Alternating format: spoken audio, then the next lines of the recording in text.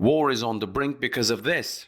Against the traitors Meghan and Harry, Princess Kate and Prince William are prepared to fight. Welcome to the UK Royal News Trends news station. The Duchess of Hypocrisy insisted to the cut in August that the Netflix documentary would be her chance to tell her loves. Every one of us should have known better. In just 3 short months, the Sussexes have released the first half of their 2-part Netflix series, which is less the fairy tale Meghan hinted at and more of a full-scale attack on the family they estranged themselves from in 2020. Palace insiders told Women's Day magazine that William and Kate took the first trailer as a declaration of war against them because it showed Meghan and Harry clearly aiming their guns at the Prince and the Princess of Wales.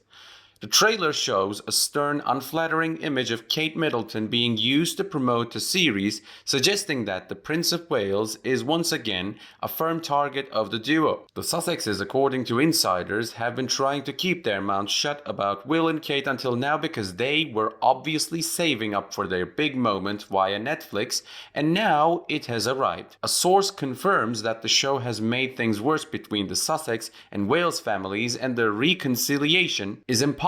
We have learned that Prince William and Prince Kate are preparing to share their perspective. A source agrees that gone are the days where they followed the Queen in her belief that the palace shouldn't comment on scandals like this. William, Catherine, and even the King agree that the longer they ignore the Sussexes, the more confident the Sussexes will become in peddling their stories unchecked.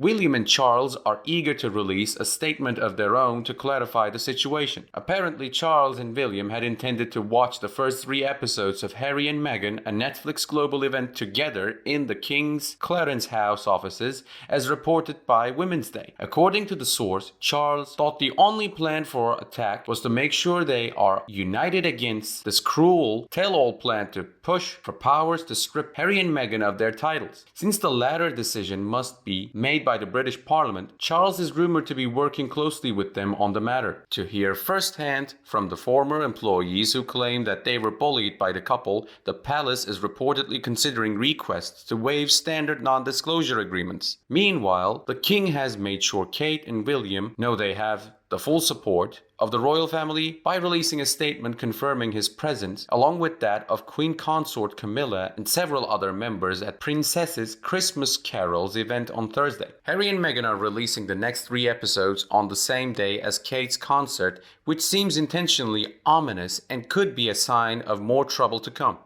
An insider claims that Charles wanted to make sure the whole world knows that regardless of what the Sussexes have to say, the House of Windsor sticks together. There is no allegedly here. The photos' authenticity is beyond dispute, and they were taken with the express purpose of conveying a story of press intrusion and harassment. It was so transparent that one could reasonably speculate that Netflix did so on purpose to give them the impression that the entire production was a masterwork of smoke and mirrors. I fear that the production will hurt the Sussexes' public image. Bonds of loyalty have been forged over many years. Their painful love stories, baseless accusations, and endless rehashing of tired truths run the risk of being interpreted as an embarrassing, vindictive, egocentric album with a few skips. They will never stop being hated by those who already hate them. Those who believe otherwise will continue to think highly of themselves. Those who already didn't care will become even more indifferent. And those who gave them the benefit of the doubt are likely to go the way of those who found the engagement interview, the Africa interview, the Oprah interview, the Deal Book interview, and Me You Can't See, the Armchair Expert, the Hoda Kotb interview, the abandonment of the jobs that don't bring joy, the Cut interview, the Archetypes, the One Young World speech, the Variety interview, etc. A turning point. People can only be convinced, educated, enlightened, etc. to swallow so much nonsense before they give up and vomit it back up. The Sussexes have tried so many times to convince others of their story of mistreatment and wrongdoing at the hands of authorities, indifference and racism. For the umpteenth time, they have been heard and disregarded. Where do we stand now? Nothing. It's their hope that if they boast about being an award-winning couple enough times, people will start to take them seriously? No. They have overmarketed themselves into annoyance, irrelevance, and soon bankruptcy. Claims that the royal family planted stories that Markle in the UK tabloid press as poor misguided Harry claimed. To get her picture in the media, Markle actually calls and pays the paparazzi.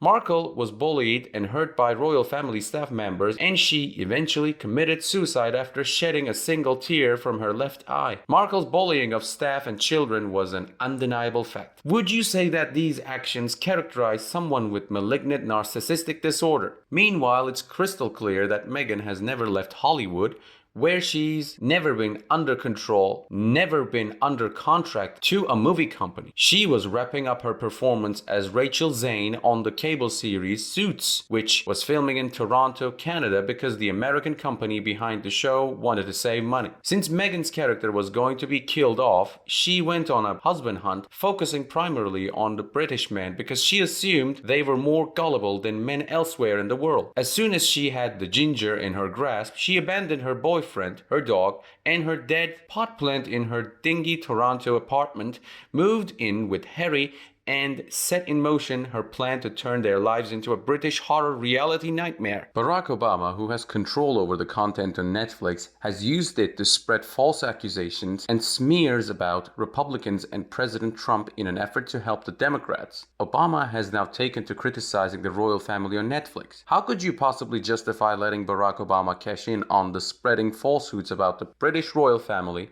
and Donald Trump for financial gain? Are you really that dim-witted, naive, or foolhardy? 8 years in office, during which 1 out of every 5 American homes went into foreclosure. Hasn't Barack Obama done enough damage to the American people? It makes me want to throw up at the thought of that Barack Obama could smear the royal family and make money off of Netflix when he forced so many Americans to work 2 and 3 jobs just to put food on the table. What about you? Your thoughts on this television program? Put your thoughts in the comment section and we can discuss them. Please hit that like button and spread the word to your loved ones who could use some help right now if you find my video helpful. If you'd like to receive more information from our staff, please subscribe to our UK Royal News Trends news channel. You're welcome. Hope you enjoy the rest of your day, and we'll see you in the next video.